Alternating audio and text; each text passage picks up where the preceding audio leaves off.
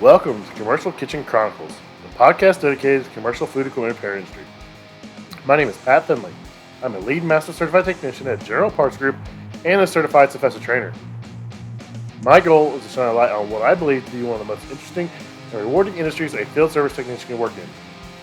I love the work I do, and I am glad you're here listening to this podcast.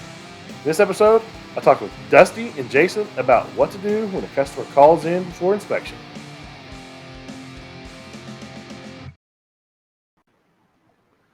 What's up, everybody? Tonight is Dusty, Jason, and myself, and we're going to talk about when a customer calls in at the last minute. They're either getting inspected by a board of health, compliance through chain or whatever.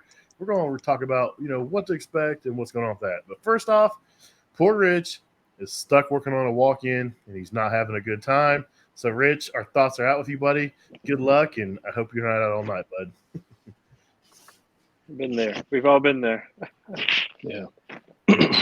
So Jason had this great topic, and Jason has had both sides of this aspect. So it's kind of I think I'm gonna let him run a lead on this one because he's been on both sides. He's been on the service side and he's been on the hospitality side. So he's really seen it from both sides. So let's let Jason just take over and see what conversation we can have with this. Yeah, sure. So we were talking about some topics about everyday things that we go through as service techs, and there was something that I noticed over the last several years is that stores would like to call in a list of things the day before an inspection or a corporate visit, and I don't have a problem with it for the most part, but it's almost opening a can of worms when you find everybody frantic and they're doing things they, in my opinion, wouldn't normally do all at once. So they end up pulling out pressure washers out of the closet and they're spraying walls, tripping breakers, spraying electrical equipment. I'll get in there and there'll be one issue with the grill and then they'll be like, just calibrate everything. And I'm just like, the other platins are fine. And they're like, yeah, just calibrate. I'm like, if it's not broken, we probably shouldn't mess with it. But it just opens up a can of worms. And I just remembered going back from the years of working in hospitality and whatnot. And now that I'm on this side, it's just like, I get it. I get it. We got the P&L we're looking at, so we're trying to wait until the next quarter, or our bonuses are impacted and whatnot. And I just wanted to just chat with you guys, see what you thought, and see if we can come up with some ideas, how we can help these stores try to, maybe leading up to these things so that it's not all at once and whatnot, because people start freaking out, and we're there to help them and whatnot. And it's a little self-inflicted, so I just wanted to bring that topic up. It's just something that all of us in this industry deal with all the time.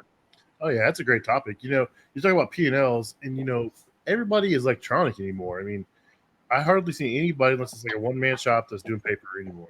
And when I first started, you could do paper. If you had a customer you liked and like, hey, can you hold on to this work order for a couple weeks until next quarter or whatever? You keep that work order tucked away in your little notebook, and you'd wait till the end of the month to turn it in so they'd get hit on next month or next quarter. So it wouldn't hit. But you can't do that nowadays. I mean, we're all electronic. As soon as you hit complete, it goes in. It's billed within 24 hours. If nothing's coming off that ticket, most time it's billed. I mean, it's billed within 24 hours is how we work anymore, unless it's like a big job or it's a customer where, we review everything. It's getting turned over 24 hours and getting billed out. And the problem is we're not doing it in-house. We have a billing department that's centralized. Well, they call it centralized billing, but they're really scattered throughout, our corporation. I mean, sometimes those guys don't catch something. If you don't pull a part off and your notes doesn't say that you used it or say that you didn't use it, they'll just leave it on the call. And then all of a sudden, we're doing credit rebills because we didn't catch it in time. So there's a lot of stuff that can come about, from this.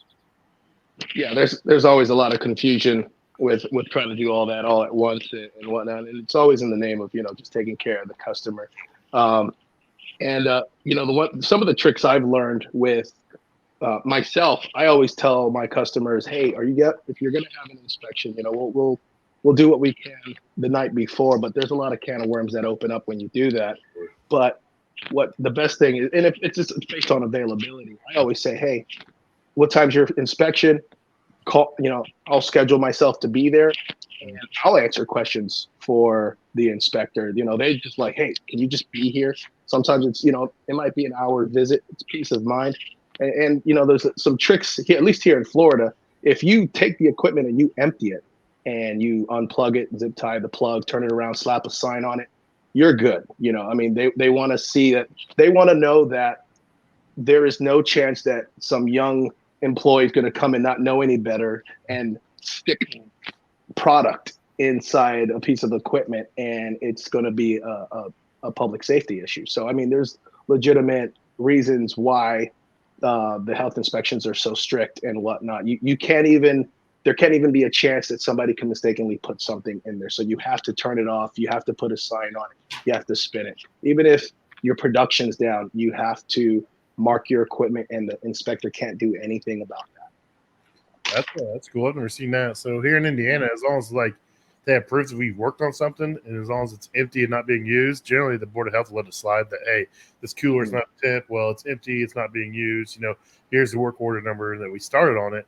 They let them slide with it. But, building inspectors, and then we do is it Stare or something? Or there's a third-party company that all these, chains use that are actually more strict than the Board of Health. Have you guys dealt with that and anything? We do. For a lot of the restaurants here, I think that I'm not sure if it's called Serve Safe or Stare is something. They hire like an independent health inspector, and they treat those very seriously. They pay them, and that's in case of a real, utility, or not utility, but a public service of the actual, you say Board of Health, we call it something else here, but literally the county or whatever comes in, and you don't want to get shut down by them. That's serious. But a lot of the customers, they pay for a service to get random visits and whatnot, and it keeps them on their A game and whatnot. And so there's less chance of actually getting a real, infraction, put in the books against that business. Yeah, that third party service, man, they take it more serious than the actual, Board of Health or the inspectors that come in. They around here, that's a big deal because, like you said, they're paying, but also those reports are getting ran all the way up the corporate chain. A lot of times, it doesn't get ran up; it stops at the store level, unless it's something egregious. But anything those third party audit companies find, it gets ran all the way up the chain. So managers are getting in trouble; they're losing bonuses over it, stuff like that. So they, like you said, the day before they'll call, hey, I got an inspection tomorrow and I've got this, and this down. And it's like, I mean, first off, sometimes we're 2 weeks out unless you're a grade A customer, or a top tier customer. And then, okay, what do you guys have? And they may have one or two things. It's not a big deal. Or they may have 7 or 8 things, they don't want to spend the money on fixing it. It's like, what do you do at that point? Yeah. I've seen stores close down for something as small as a few fruit flies just in, the floors have a P-trap in it, and there's water always standing in there. And sometimes if you get citrus and different syrups, even like grenadine syrup, too much in there, especially behind bars, you'll get some fruit flies flying around there. And, if you catch the wrong inspector on the wrong day, they will shut you down. I've seen it, so I get the sense of urgency. And, on another thing, I've been called in for things that are like completely unrelated to us, but they're just like, we're calling you, come in. Yeah. I show up and I'm just like, what can I do? Give me some bleach or something. Again, it's in the name of helping the customer, but it's now being on both sides, it's over the years. I get it now. I'd be freaking out if I knew I had an inspection. I'm just like, I don't care. Just get it fixed and whatnot, cost be damned until I see, until I don't have a bonus or my P&Ls hit so bad. But Blogger wants to know, where do they even come from? I don't know where those fruit flies come from, man. It's amazing. They come out of thin air. It's just, I have no idea. Oh man, someone in the chat's got to know. I don't know. They just, once they show up, it's just really hard to get rid of. It's a nightmare. Yeah. Even in our office, we have these little fruit fly traps, like little fake apples. They put vinegar in there and it catches them. I'm like, why do we have fruit flies in our office? We don't have food in here. We don't do this. There's fruit flies in here. I'm like, this is stupid. So, Yeah. So, so what are some of the things that we can do for our customers to help alleviate this? So, if you got a customer and they're famous for it, they do it every quarter or every, biannual or whatever, what can we do to help alleviate the pain of our customer, freaking out and calling us? What can we do for our customers?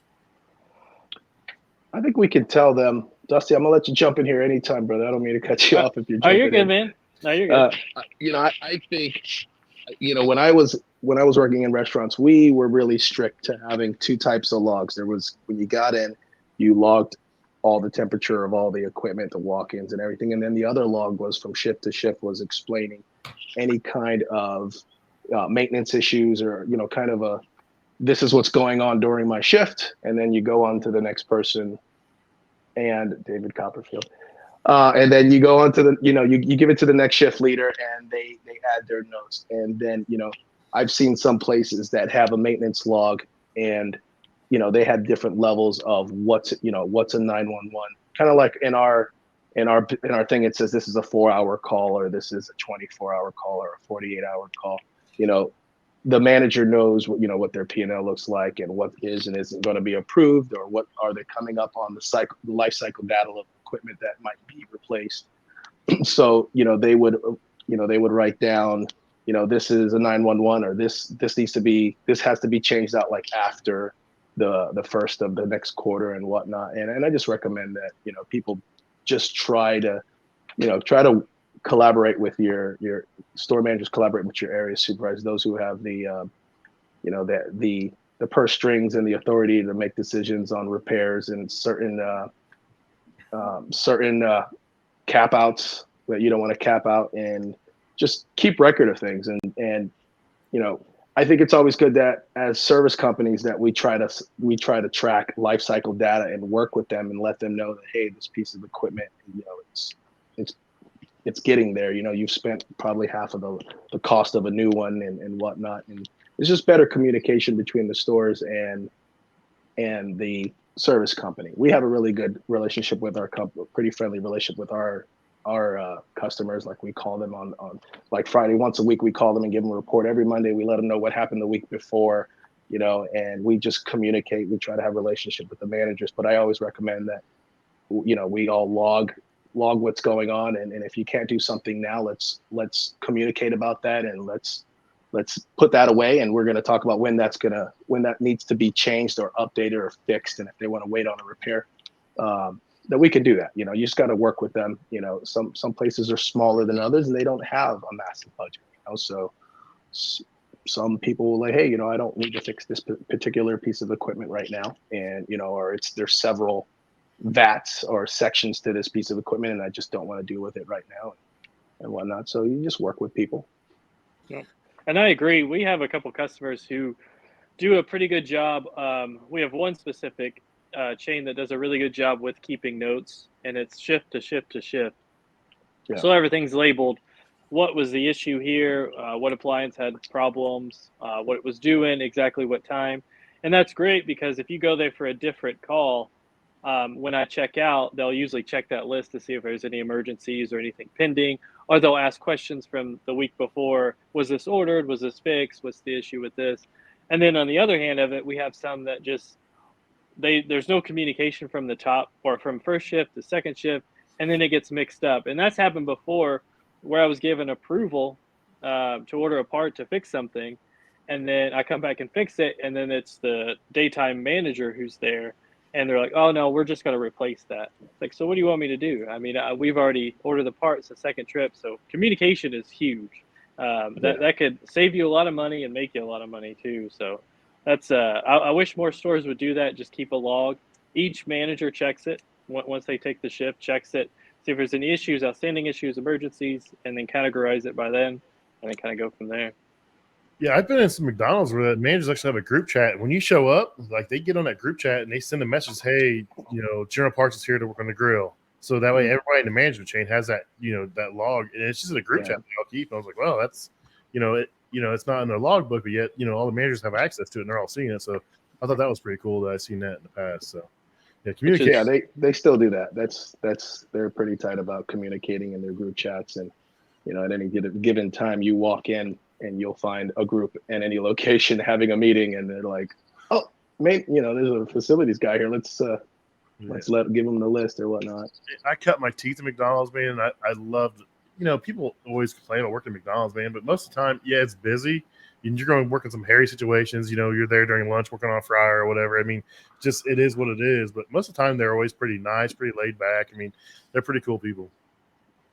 Oh yeah, I've for how busy they are.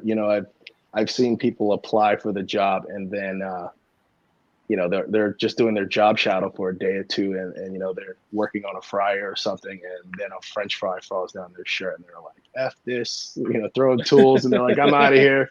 This is BS." I'm like, all right, well, if that all it took on your job shadow, then this isn't for you, man. I mean, I'm working on a platen and letting them use the other platens while I do what I got to do and everything. And I'll work on one fryer. You can work on the other, the other fryers while I'm working. I seldomly stop any customer while they're working on a fryer, and the timer's going off, and I'm pulling it off, and I'm shaking it in a basket, handing it to the guy on the line. I'm like, "Hey, you slide this in there."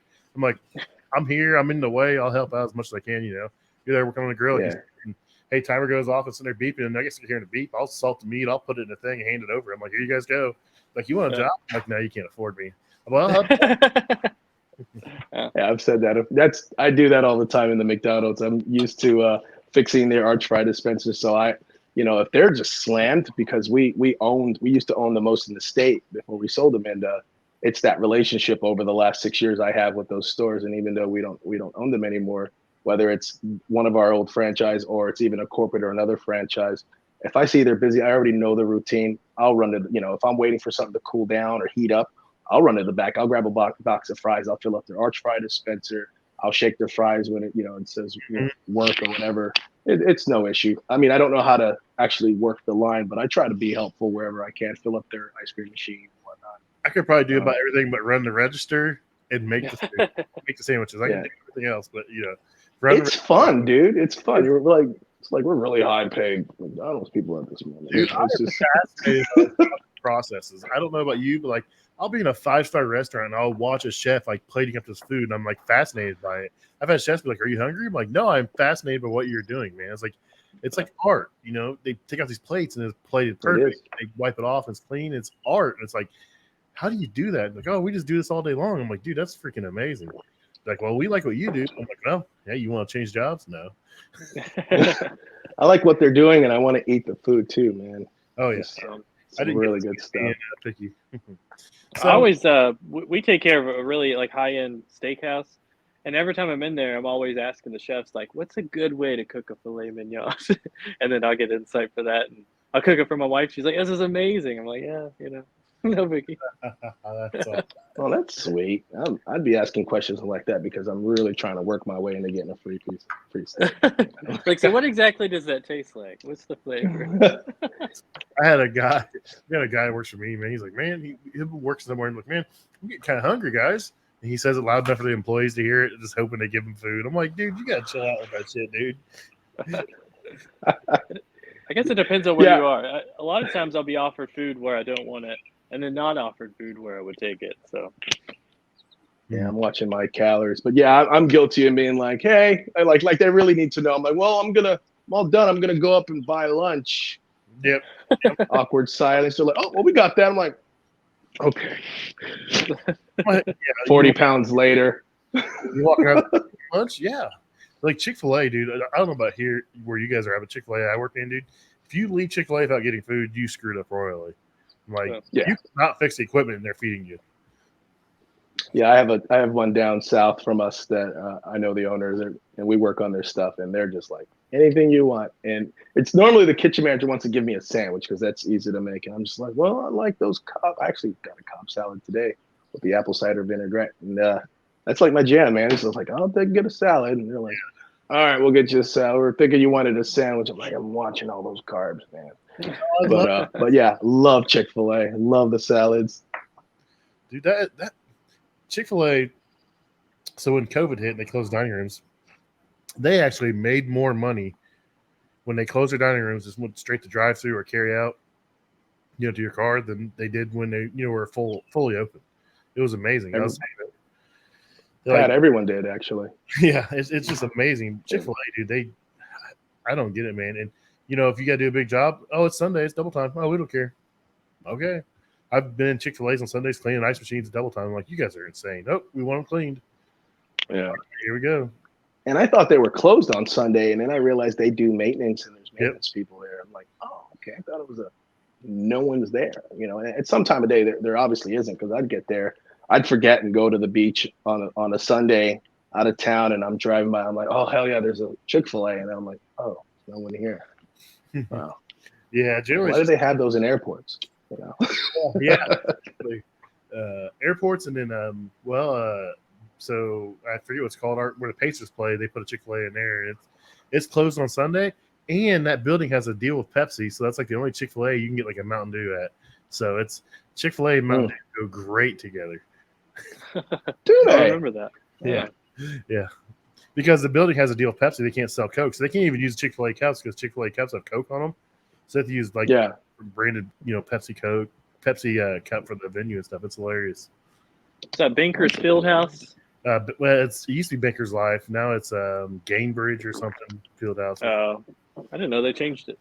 Yeah, they signed a deal, so you can sponsor a stadium. They put your name on there. It's millions and millions of dollars, but hey, it's advertisement and probably tax write off. So yeah, goals, right?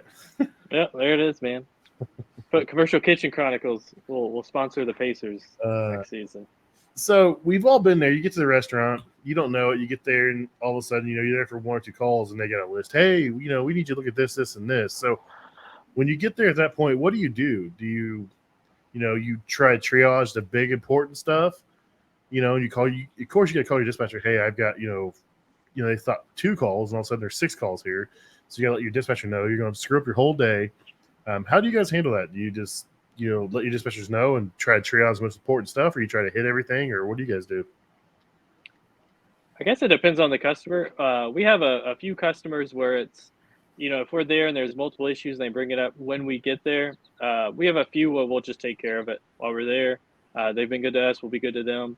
Obviously, the important stuff. If it's kind of like knick-knack stuff, we might reschedule. But for the most part, I try to take care of everything. But we also have other customers where it's their process that makes us have to have them put in a work order. And if it's not physically put in, like through their software or through their service channel, then we can't do it. We can't touch it, because if we do, we might not get paid, might not be able to order the parts. But like I said, it's a case by case. Honestly, I have a couple where I'll do what I got to do to get them running. But usually I communicate with the dispatcher, and usually those make for late days. But take care of the customer, you'll be good to go. Same for us. For the most part, if I get in somewhere and it's like 2 things, and then next thing you know, they have a list, I'll just say, hey, it depends on their process, because some stores, they've gotten a little cavalier, so their area supervisors like, yeah, they're not approved to anything from the ground level. So I'll say, hey, do you want to call our store, or do you want me to send an email? I'll put your name in it. It'll go to your supervisor, and I'll continue to do what I do. Let me look at my board. Let me call my dispatcher. If I have a walk-in after this, probably not. But it depends on what they have going on. I have no problem just staying right there and doing everything they need, whether it's running up on the roof. I just I'm probably going to have to be sent back anyway. So at the very least, I try to diagnose everything while I'm there, and if I have the parts deal, I mean, if it's it's kind of a trial, it's just, you got to just play it by play it. I mean, if it's a fryer, let me not say that. If it's a fryer that takes 4 or 5 hours to get underneath and pull the dangum contactor box out, and you got other banks there, I'm just like, I'll try to diagnose it the best I can, and we'll have to set this up for me to come back. But I'll do, anything that's critical as best I can, but it depends on where I'm supposed to go after this. I don't mind clearing my board, but if it's a walk-in or something and we can't send someone else, I can't pick your reach-in over someone's walk-in.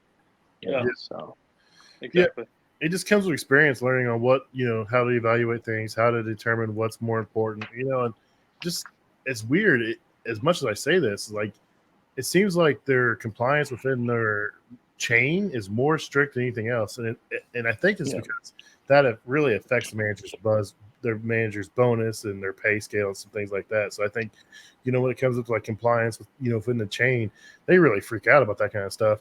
So I'm the same way. I try to evaluate what's going on. What I can fix, what I can't fix. What's going on the rest of the day. Like you said, if there's a walk-in cooler, or something like that, a walk-in freezer, that's going to take precedent over everything else. Hey, I can't do it. Let me see if I can get someone else out here. Let me see if I can change calls or whatnot.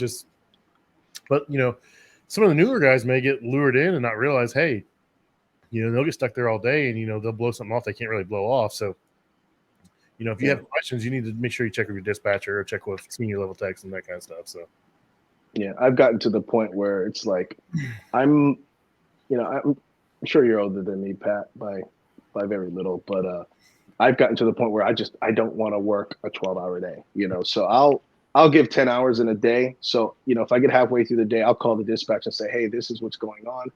There's this going on here, but you have this, this, and this. I have about 5 more hours willing to work before I want to head home and do my family thing.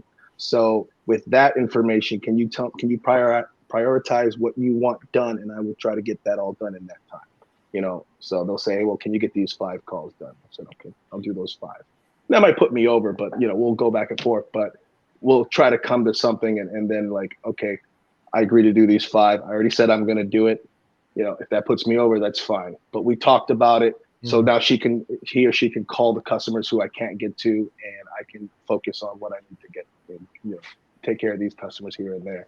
So it's just kind of it's a relationship with your dispatcher, and it's a relationship with the customer, because I make it a point to really, really know my customers and know who they are and connect with them and communicate with them.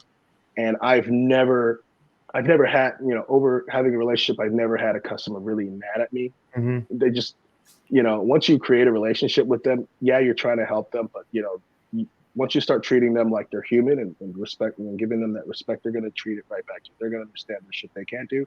They're going to understand the shit you can't do. So you might have to make some promises, be like, hey, I can't today, but I will come back first thing in the morning. Let me just get that set up with the dispatcher, or I'll be back.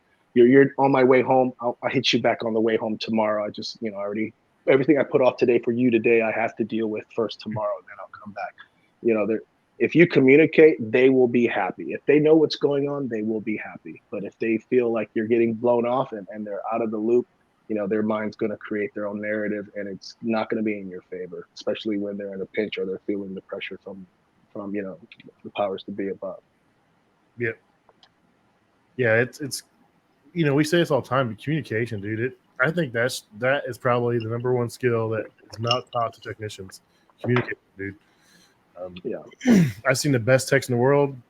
Customers hate because they can't communicate. They don't, they don't explain what they did, or they don't talk to the right person, or they talk to the first person they find and leave.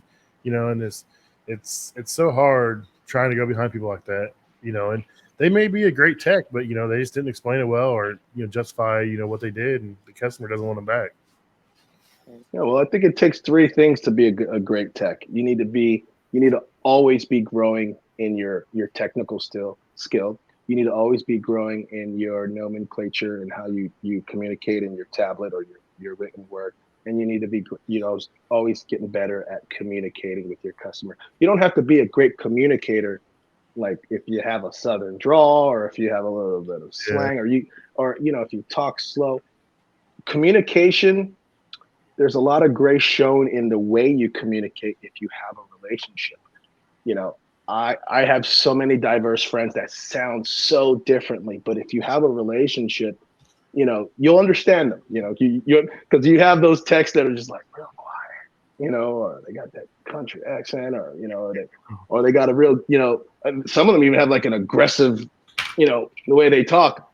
But if you have a relationship with them, it's cool. But technical, written, verbal, those need to continue to be fostered and grown, so everyone's like, oh, we need classes for this piece of equipment and that piece of equipment, and yet their notes are horrible. They're not explaining the whole story.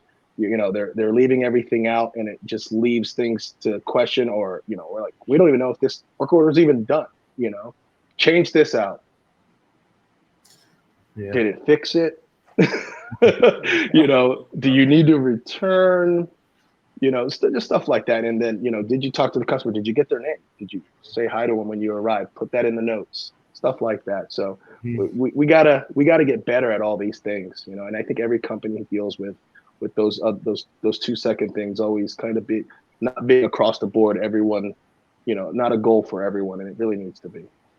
Yeah. Rich was working on something this last week about, like a flow chart of what to do when you get there. And I've worked on one in the past too for my company. It's, I think guys need to do a better job checking in, communicating. It just all goes the same thing. So, yeah, I'm glad to hear that. So, sweet. What's Rich saying here? He says, I've seen companies who had great techs lose tons of customers because the techs had lousy people skills. Yep. Happens every day, man. Like I said, I follow up guys that are some of the best techs I've ever seen, and they just can't talk to people, and the customer doesn't want them back. So, it is what it is.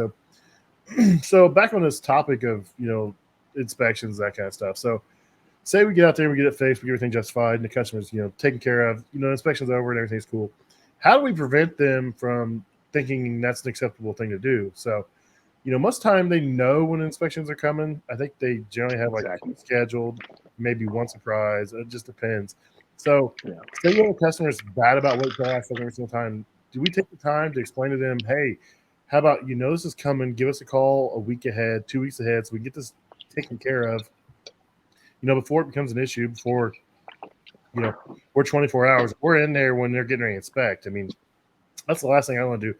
When I'm on a job and I see board of, a Marion County Health Department or whoever show up, I'm packing my bag and I'm leaving. I don't want no part of being in there.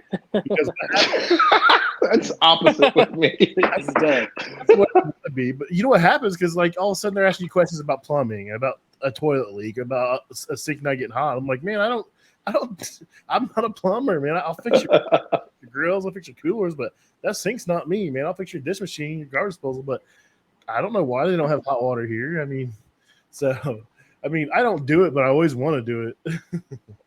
You're like, I'm just not that guy.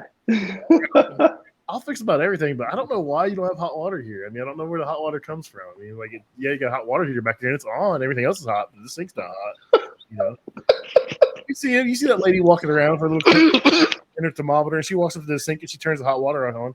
She sticks a thermometer in there. It's got so many seconds to reach a certain degree, or that's a write up. I mean, it's crazy. Yeah. So, I think have the conversations with the managers, regional managers, or whoever you can. Like, hey, you have this coming up at this date. How about you call us out 2 weeks ahead of time?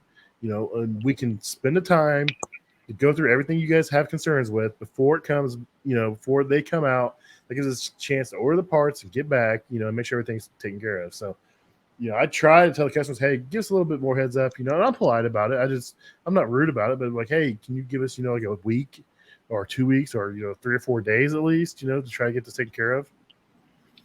Which is, and that's part of the, like, keeping the running kind of notebook or whatever group chat, whatever piece of communication they use.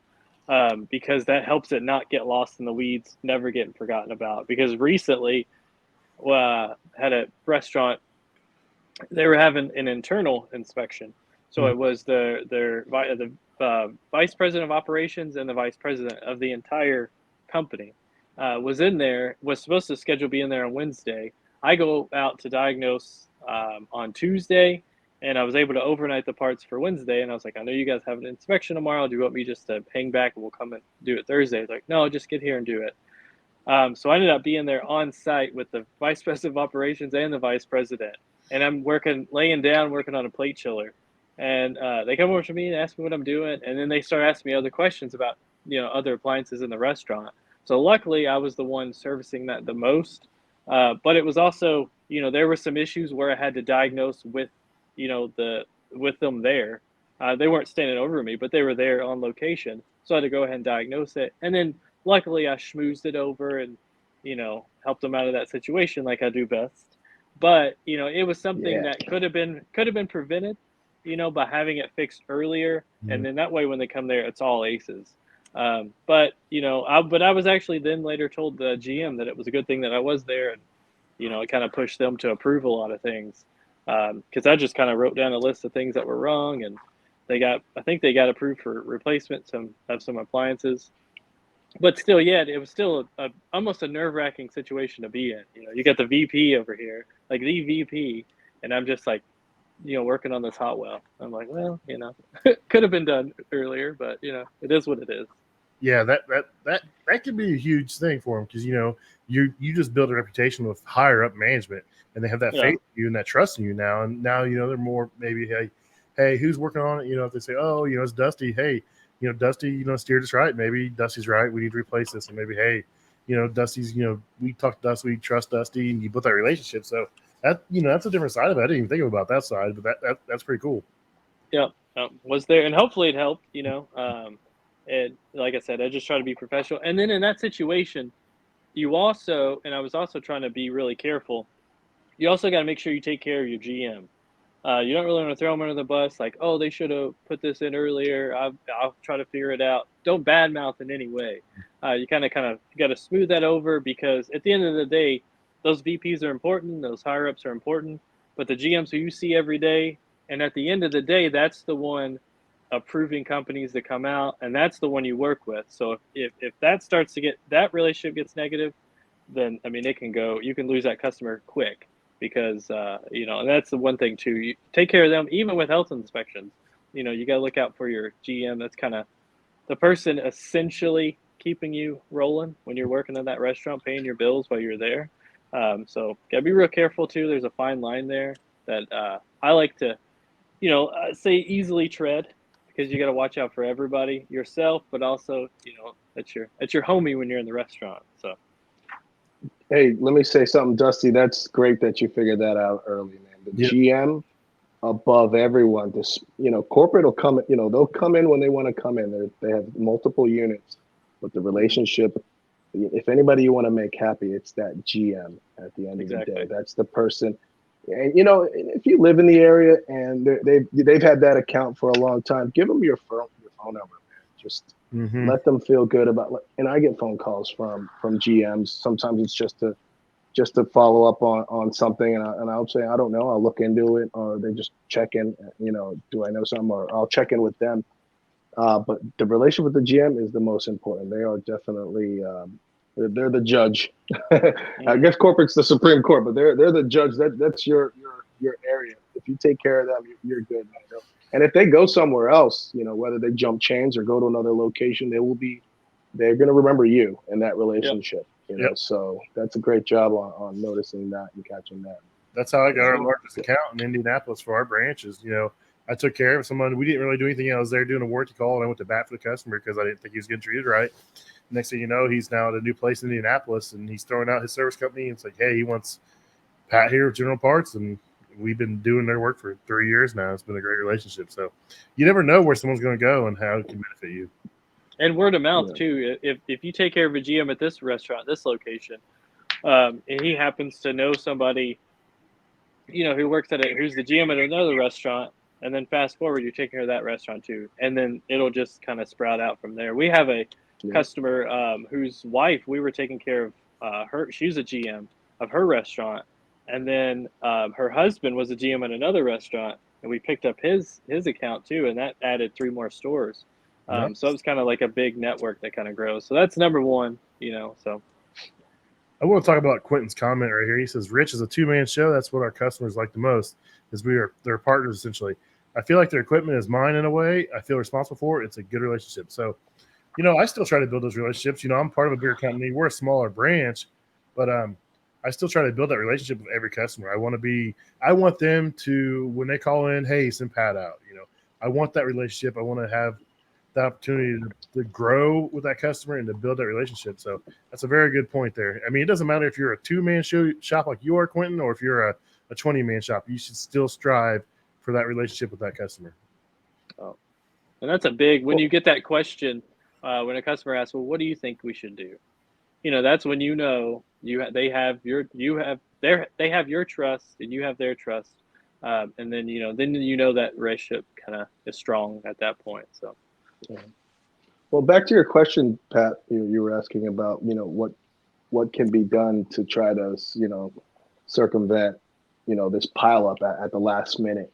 Maybe it's on us as service companies and service technicians. Maybe we need to call and communicate with our customers instead of the communication always just being about bills due and what do you need is, hey, you guys have things coming up soon. Do you have any inspections coming up? Do you know about, because I have stores that I've called and they don't know exactly when, but they're like, we're due for this, we're due based on the last visit and the time frame that it's going to be within. I'm like, all right, well, if you know it's going to be within the next 3 weeks, let's get those in and let's get them serviced, because sometimes things take a while to get parts, and some things are quick and some things aren't. But I hear it all the time. They're like, we're due. And I've seen that in the notes. It'll either say we have an inspection or we're due for an inspection. Sometimes dispatch doesn't just differentiate, and they're like 911, and I don't know if some people throw that we're due to make the urgency sound more than what it is. But I think I'd have to challenge everyone out there, audience wise, service wise, to, call your customers for more than billing and just follow up with them. Is everything good? Do you know when your inspections are coming up? Is there anything we can do for you? And, if with anything we can do for you more, I think a lot happens in the off season when it's kind of slow. Hey, is there anything you want done? We'll knock out a trip charge. We'll put it all together.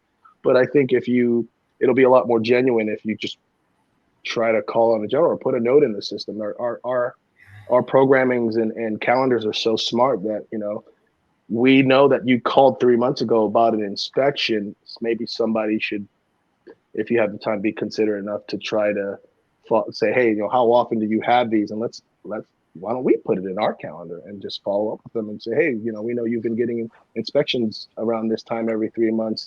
Would you like us to put some calls in? You have things piling up that we can try to get ahead of, and they'll be like, oh, no one else does that.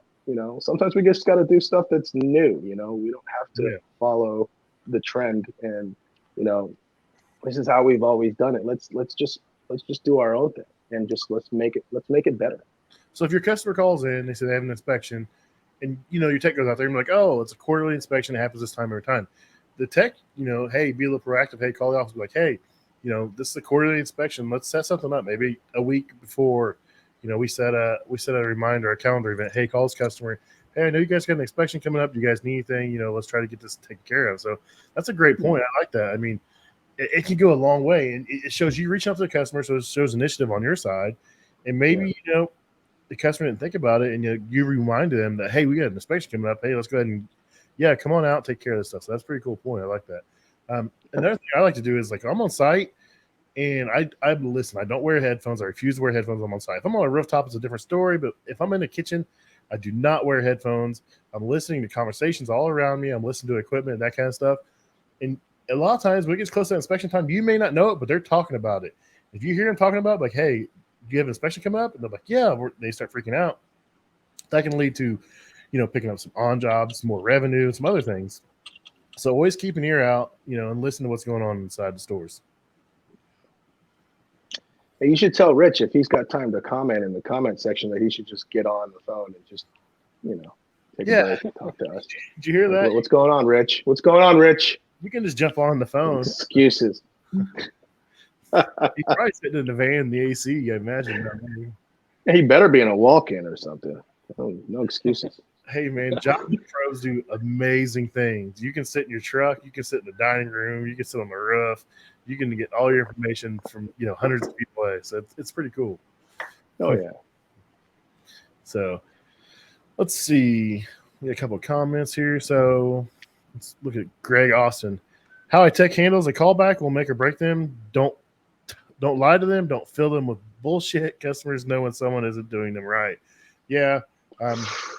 That's right. I own everything, man. I own stuff that's not mine just because it looks better.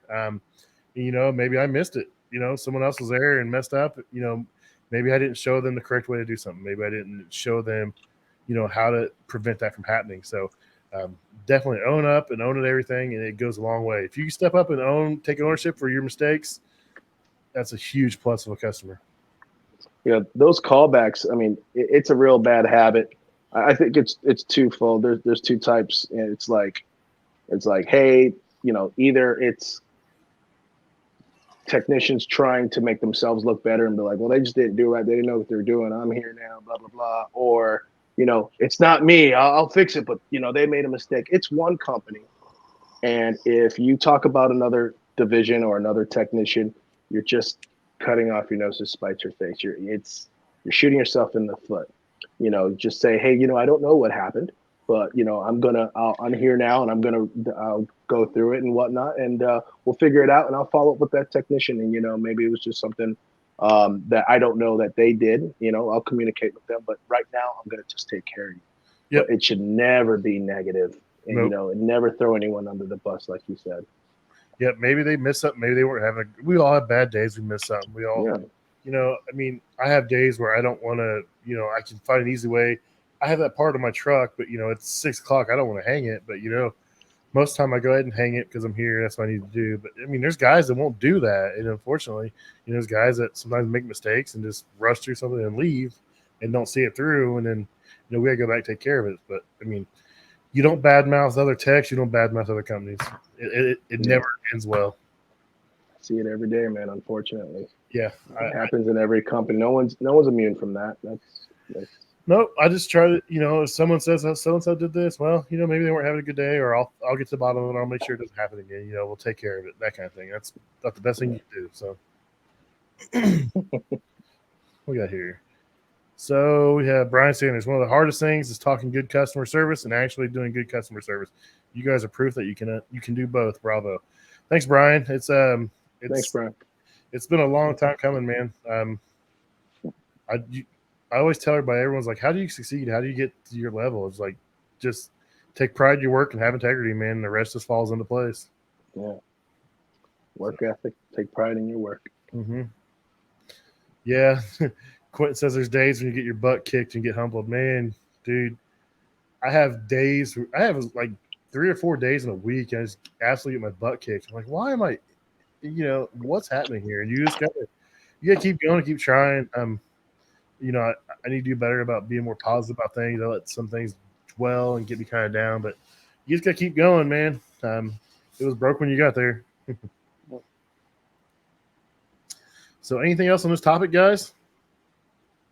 No, I think we're good. I wish we can get some different levels of perspective, and I think in the future maybe we can get some more perspective there, because I've been out of the hospitality for a while, and it's nothing new, but it's we can only give what we only know what we know, and the intention's good. We're just trying to help and whatnot, but it's a great conversation, great topic. I got a chef I could probably reach out to. If you got a cool manager or chef, somebody you could talk to, I'd love to have him on. We could talk about both sides of it, man. I mean, that's a great point. I mean, we just have our side, but the chefs have their sides, the managers have their side. I mean, we all have someone we report to, and we're all dealing with a different side of it. So I think it'd be a great idea to have, a chef or a manager come on, talk about what they expect out of us as being service companies and service providers versus, what we expect from them being a customer. So I like that. Yeah.